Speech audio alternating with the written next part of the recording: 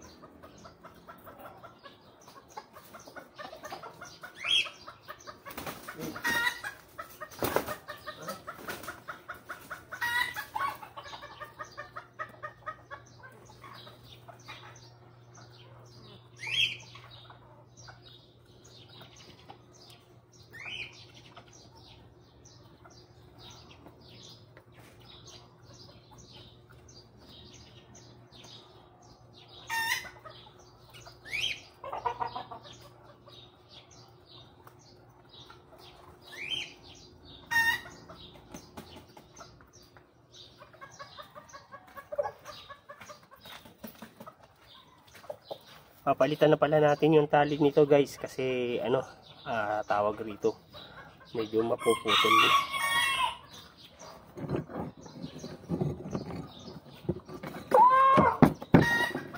Baka mamaya pagka nakawala, wala tayo rito,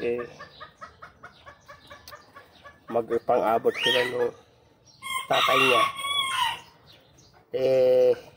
matsugi pa ang isa sa kanila, sayang. So yun, mahirap pag kahit nakawala yung mga alaga natin na manok, tapos yung isa nakatali, sa malamang ang mamamatay yung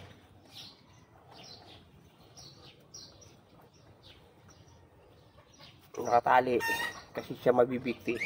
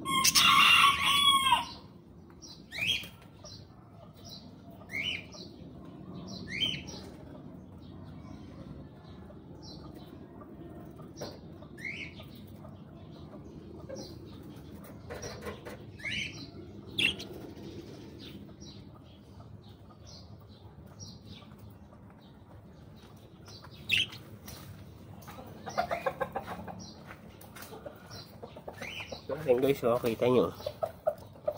So malapit na mapatid. Pag napatid yan, tendency kawala yung manok. At saka pala yung Bali nag-iitlogan na ulit ng dalawang inahin. So ngayon tinatandaan natin yung ano ko sini na itlog. So pagkatapos nitong itlogan na to, bali stop ko na muna sila. Papahinga kasi papaano ko na kasi palugo na rin sila eh. So pagka naglulugon, alam naman natin pagka nahina yung similya ng ating mga tandang at saka yung mga inahin natin kasi palugo na, malapit na magbe-bare months na tong so huling salang na natin to, napapalimlim sa kanila. Tapos pagka awatin na muna natin. So ayun, natapos na naman natin sila na bigyan natin yung bantam doon. Tapos pahinga muna tayo saglit, tapos lipat tayo sa kabila kasi mag-ayos tayo sa mga halaman natin. So hanggang dito na lang muna tong video na to guys. Maraming salamat sa panonood at thank you for watching lagi. God bless po.